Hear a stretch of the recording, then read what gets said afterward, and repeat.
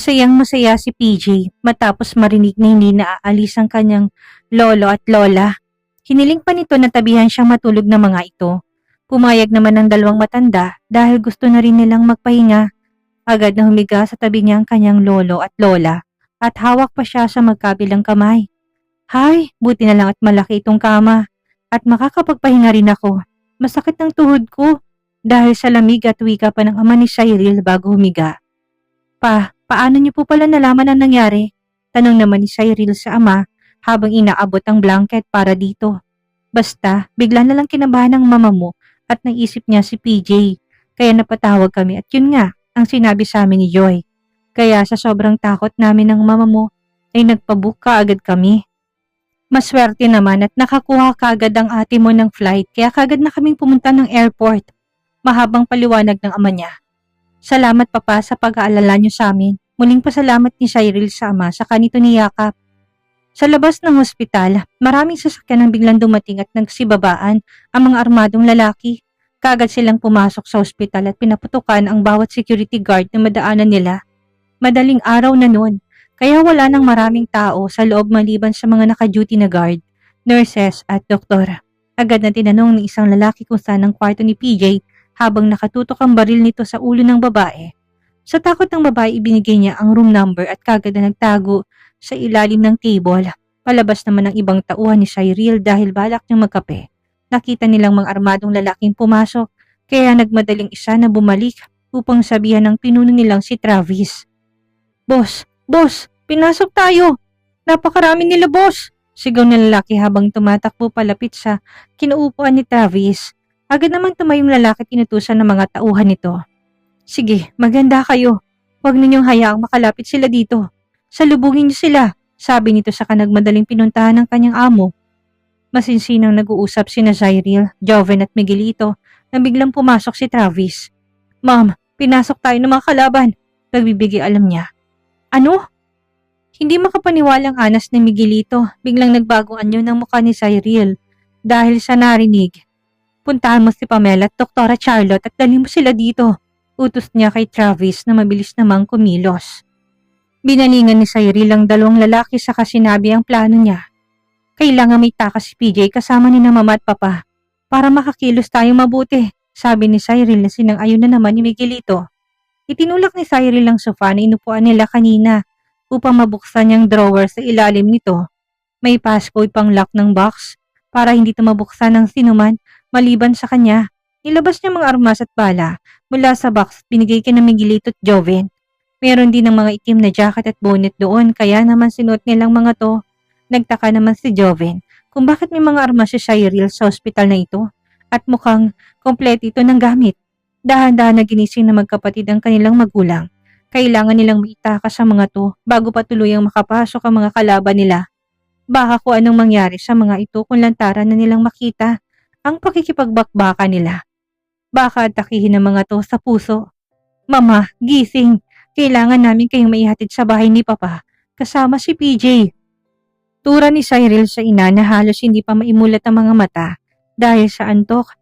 Bukas na lang kami uuwi. Antok pa ako, sagot naman ng ginang sabay talikod. Ganon din ang papa nila. Hindi rin magising ni Miguelito. Dumating naman sina Pamela at Charlotte at may dala ding wheelchair si Pamela. Agad na umakyat si Cyril sa ibabaw ng kama upang buhatin ang kanyang anak na masarapang tulog. Mabilis ang galaw nitong bumaba sa kama. Habang inalalayan naman siya ni Charlotte at si Pamela naman ay hawak ang dextrose ng bata. Naririnig rin nilang mga putok ng baril sa labas ng ospital kaya naman tuloy na nilang pinabangon ang mga magulang upang maitakas sa mga to. Pam, ang mga gamot ni PJ, tanong ni Cyril kay Pamela. Nandito na sa bag ko ate, sagot naman nito. Charlotte, kayo na ni Pamela ang bahala kay PJ. Pakitingnan na rin si na mama at papa, pakiusap ni Cyril sa kaibigang doktor. Oo, huwag ka na mag-alala, kami nang bahala sa kanila. Mag-ingat kayo dito, sagot nito at niyakap ang kaibigan. Bumangon na rin si Senyor Miguel at pupungas-pungas pa to at humihikab. Pero na mapagtantong mga nangyari sa paligid ay biglang nawalang antok nito. Ha? Ano bang nangyayari? Tanong niya sa mga anak. Papa, may nakapasok na masasamang loob dito sa ospital. Kaya kailangan niya nang bumangon at nang maialis namin kayo dito. Habang hindi pa sila nakakalapit. Paliwanag naman ni Cyril.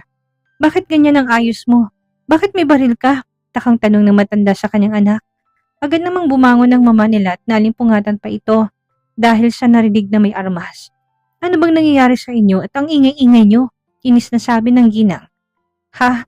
Bakit kayo may armas? Nalalaking mata na tanong niya sa dalawang anak. Mama, kailangan nyo nang makaalis dito. Sumama na kayo ni Papa kay PJ. Sina Pamela at Charlotte nang bahala sa inyo. Sabi ni Cyril habang inaalalayan sa pagtayo ang ina.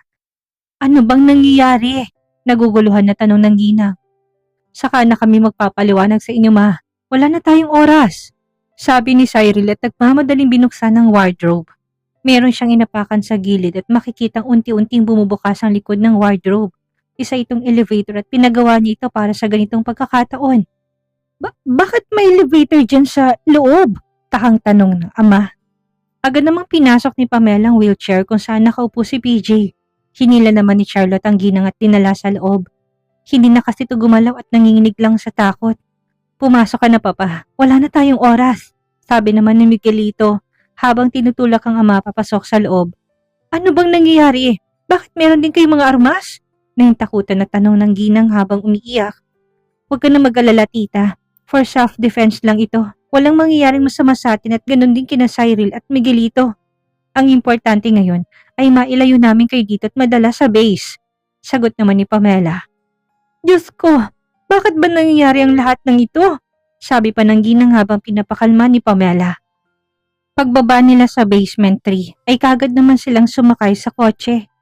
Maingat nilapag ni Pamela ang bata sa upuan saka isinabit ang dextrose. Si Charlotte na nag-drive ng kotse at binaybay nila. Ang madilim na tunnel at tanging headlight lang ng kotse nagbibigay liwanag sa kanilang daan. Mabilis na lumabas sina Cyril at Miguelito upang tulungan ng kanilang mga kasama sa pagsalubong sa mga kalaban. Diretso lang na naglakad si Cyril sa pasilyo ng ospital. Hawak ang dalawang armas sa magkabilang kamay niya. Pababa na siya sa hagdanan na may mga lalaki siyang makasalubong at walang habas niya itong pinagbabaril. Nilampasan lang ni Cyril ang mga katawan ng mga lalaki tuloy-tuloy itong bumaba. Hindi alintanang mga putukan sa paligid at parang wala lang na naglakad siya at binabaril ng mga makakasalubong niyang kalaban. Kaliwat kanan ang ginagawa niyang pagbaril sa mga kriminal na nagkalat sa loob ng hospital. Narinig din niyang mga nagiiyakan sa loob ng mga kwarto ng hospital. Marahil ang mga pasyente at bantay nila ito na lubhang natatakot sa naririnig na putukan sa paligid. Nasa second floor ng hospital si Joven habang abala sa pakipagpalitan ng putok sa mga kalaban. Kaliwat kanan ang ginagawa niyang pagbaril sa mga kriminal na nagkalat sa loob ng ospital. Narinig din niya mga nagiiyakan sa loob ng mga kwarto ng ospital. Marahil ang mga pasyente at bantay nila ito na lubhang natatakot sa naririnig na putukan sa paligid. Nasa second floor ng ospital si Joven habang abala sa pakipagpalitan ng putok sa mga kalaban. Agad siyang napatago dahil pinaulanan siya ng bala ng kanyang kalaban. Pero may backup naman sa kanya at nakita niya si Cyril na mabilis na naglakad habang walang tigil.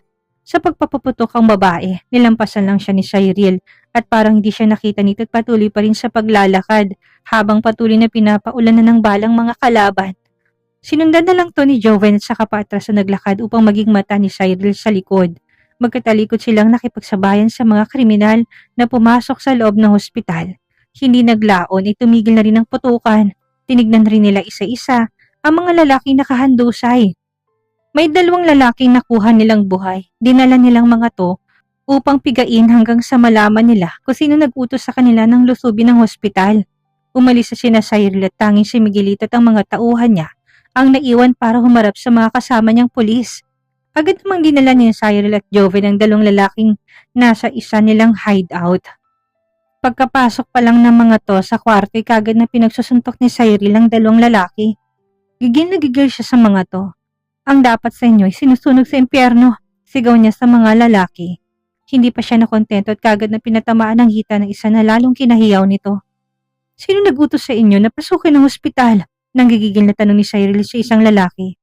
Hindi ko alam. Matigas sa sagot ng lalaki kaya pinatamaan ulit niya ito sa kabilang hita. Kaya lalo na namang humiyaw ang lalaki. Ikaw, baka gusto mo putulin kong dila mo. Kung hindi mo sasabihin sa akin ang totoo, baling niya sa isa pang lalaki.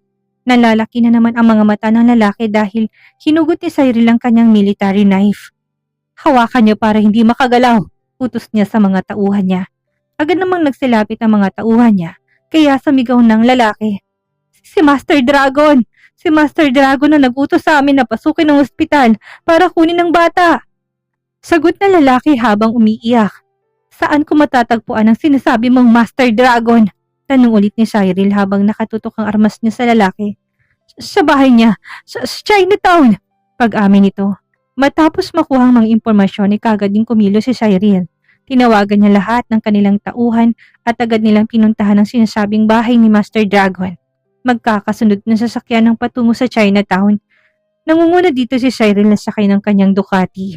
Matuli ng pagpapatakbo niya sa kanyang motor, hindi alintanang mga nakakasabayan niyang mga sasakyan sa highway. Nakasunod naman si Joven sasakay din ng isa pang motor. Pagdating nila sa lugar na itinuro ng isang tauhan ni Master Dragon, ay tumigil si Cyril sa hindi kalayuan. Pinarada niya kanyang motor sa gilid ng pader sa umakyat dito. Gamit ang kanyang maliit na telescope, nakita ni Cyril ang paligid ng mansyon ni Master Dragon. Napakarami nitong tauhan na nagkalat sa loob at labas ng bahay. Naisip ni Cyril na kailangan nagulatin niyang mga to upang hindi makapaghanda ang mga ito. Kaya naman, hinintay na muna niyang makarating ang mga kasamahan niya upang sabay-sabay silang makapasok sa loob. Hinanda na muna niyang lahat ng kanyang gagamitin upang maging madali para sa kanya. Nakunin ng mga to mamaya. Maya-maya pa'y natanaw niya na si Joven na nakamotor. Nasa likuran naman itong mga tauhan niya. Agad na naghanda si Cyril. Pinaandar na ulit niya ang kanyang motor at kagad na pinasibad. Nang malapit na siya sa bakod ng masyon, kagad niyang pinahiga ang kanyang accelerator. Pinadaan niyang motor paakyat sa isang van na nakaparada sa gilid ng pader. Saka pinalipad ito sa itaas ng pader. Habang nasa ere siya, ay kagad niyang hinagisan ng paputok ang mga tauhan ni Master Dragon. Pati ang gate ay tinapunan rin niya ng paputok upang mabuksan ito. Agad namang sumabog ang paputok at nawasak ang gate at doon naman pumasok ang mga kasama niya. Paglapag ng motor niya sa lupa ay kagad na naman niya itong pinatakbo, gamit lamang ang kanang kamay. Ang kaliwa naman ay may hawak na armas at walang habas na pinaputokan ng mga nakikita niyang tauhan ni Master Dragon. Pumasok na rin ang mga tauhan niya, dalang kanilang mga sasakyan. Agad din silang nagsitalunan at pinasok ang malaking bahay. Hinalughog nilang kasulok-sulukan ng malaking bahay, pero hindi nila naabutan doon si Master Dragon. Nakatakas nito kaagad bago pa sila tuluyang makapasok sa kabahayan. Pumasok naman si Cyril sa isang kwarto. Nadatan pa niya si Joven nakatayo sa harap ng table habang may hawak na papel. Joven, pagtawag niya sa lalaki hindi kumikilos sa kinatatayuan nito. Is this true? Tanong sa kanya ni Joven habang nakatingin pa rin sa papel. Kinuha naman ni Cyril ang hawak nitong papel sa katinignan. Ganun na lang ang panlalaki ng mga mata niya nang mabasa ang laman ng papel na yon. No, hindi ito maaari. Hindi! Sigaw niya sa tumakbo palabas ng kwarto at mabilis na pinuntahan ng kanyang motor. Agad niyang pinaandar ang kanyang Ducati at matuli na pinatakbo. Habang ang mga mata niya ay nalalabo na dahil sa masaganang luhang bumubuhos sa kanyang mga mata. Nag-aalala naman si Joven kay Cyril. Hindi niya inasahan na basta na lang siyang iiwanan ng babae. Hindi niya rin nahabol ito dahil sa likas ng batulintong pagtakbo. Pinaglihi yata ito sa kabayo ng babaeng yun. Sinundan na lang niyang kalsadang dinaanan ni Cyril. Nagtataka din siya kung paano ito mabilis na nakalayo samantalang ang daming sasakyan sa kalsada at naiipit pa siya sa traffic. May pagkasapusa rin yata ang babaeng kinababaliwan niya. Ang mga tauhan ni Cyril ang naiwan na magtinis ng mga kalat nila. Lahat din ng mga pwedeng magturo sa kanila kung saan pumunta si Master Dragon ay kinuha nila. Sa tunnel na lang dumaan si Cyril upang mapadali ang kanyang pag-uwi. Gusto niya nang makita ang kanyang anak. Gusto niya na itong mayakap. Pagdating niya sa hotel ay kagad siyang nagtungo sa kanyang private elevator, diretso sa kanyang secret room. Naligo na muna siya at nagbihis saka bumalik sa loob ng kanyang secret room. Dito muna siya magpapahinga. Ayaw na muna niyang makita si Joven. Hindi pa siya handa na sagutin ang mga katanungan nito. Tinawagan niya na rin si Pamela at tinalam ang kalagayan ni PJ. Nakahinga naman si Cyril ng malalim dahil ayos lang daw ang anak niya. Binuksan niya na lang ang mga monitor niya at nakakabit sa taas ng wall ng secret room at pinanood ang anak niya na natutulog. Nakita niya rin si Joven na dumating at dumiretso to sa loob ng kwarto niya. Hinanap siya ng lalaki at makailang beses nitong bumalik sa walk-in cabinet at banyo. Kitang-kita ni Cyril ang itsura ni Joven na para bang problemado. Umupo pa ito sa gilid ng kama at nakahawak ang dalawang kamay sa ulo nito. Maya-maya pa'y maras itong tumayot sumigaw ng malakas. Honey! Malakas sa sigaw nito. Nagulat naman si Cyril sa ginawang pagsigaw ni Joven. Hindi niya alam kung anong gagawin niya. Gusto niyang magpakita kay Joven pero ayaw naman niya na pag-usapan ang nakaraan na pilit niyang kinakalimutan. Naglakad si Joven papunta sa pinto at lumabas ito saka nagpunta sa kwarto ni PJ. Kitang-kita ni Cyril kung paano umiyak si Joven habang nakaupo sa tabi ng batang natutulog. Hinawakan din nito ang kamay ng bata saka dinala sa kanyang pisngi. Pagaling ka, buddy. Para makapaglaro na tayo ng basketball. Gusto mo rin bang turuan kita na mag-skate? Kaya lang walang snow dito sa Pilipinas. Pero hindi bale, dadalhin ko kayo si mommy sa US para dun tayo maglaro ng skate. Basta pagaling ka, buddy. Sabi ni Joven habang umiiyak.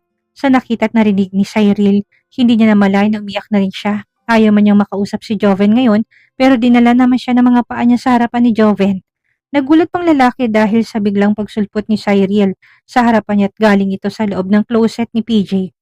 Cyril, honey, bakit ka nagtatago dyan? Takang tanong ni Joven sa babae. Nilingon naman ni Cyril ang pinanggalingan sa kanila si Joven. Papasok sa loob. Nagtataka man si Joven pero nagpatianod na lang siya sa babae. Pagkasara ng pinto ng closet ni PJ ay siya namang pagbukas ng isa pang pinto at doon sila pumasok. Nalalaki ang mga mata ni Joven nang makapasok na siya sa secret room ni Cyril. Hindi siya makapaniwala na meron pa palang kwarto dito. Kompleto din ang lahat sa loob. Nakita din niyang mga monitor sa wall at lahat ng sulok ng bahay nakikita niya ngayon.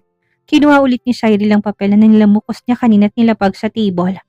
Sorry, Joven. Hindi pa kasi ako handa kanina na sabihin sa iyong totoo. Sabi ni Cyril habang nakatingin sa papel. Ito ang copy ng DNA test ni PJ at ng nagangalang Victor Chua at lumalabas na ito ang tunay na lolo ni PJ. Positive ang resulta na may 25% shares ang mga ito dahil apo na lang ng matandang bata. Sinalaysay na rin ni Cyril ang lahat na nangyari noon kung paano nabuo si PJ hanggang sa pagiging Sanchez nito. Tahimik lang si Joven na nakikinig habang nagsasalita si Cyril habang patuloy na pumapatak ang mga luha sa kanyang mga mata. Sunod-sunod naman ang pag-ikting ng panga ni Joven. Dito niya ibinubuhos ang damdamin niya. Halatang nagpipigil to ng galit para sa tao may malaking kasalanan sa kanyang mahal. Gusto niya tuloy huntingin ang lalaking yun at basagin ang mukha niya kasama ang balls nito. Niyakap na lang niya si Cyril dahil sa nakikita niyang paghihirap ng damdamin nito. Tama na, naintindihan ko na. Tama lang na maging Sanchez si PJ. He deserve it. Wika ni Joven habang yakap ang babae. Gusto kong habang buhay na mabaon na lang sa limot ang nakaraan na yun. Ayaw kong malaman pa ito ni PJ. Dadaling ko hanggang sa libingan kong lihim na to. Patuloy pa ni Cyril. Medyo nilayo ni Joven si Cyril sa kanyang pagkakayakap sa kahinawakan nito sa kanyang mukha sa kanya tinitigan. Hindi niya malalaman at hindi niya na kailangang malaman pa. I promise you that. Anas ni Joven sa kainalikan sa labi si Cyril.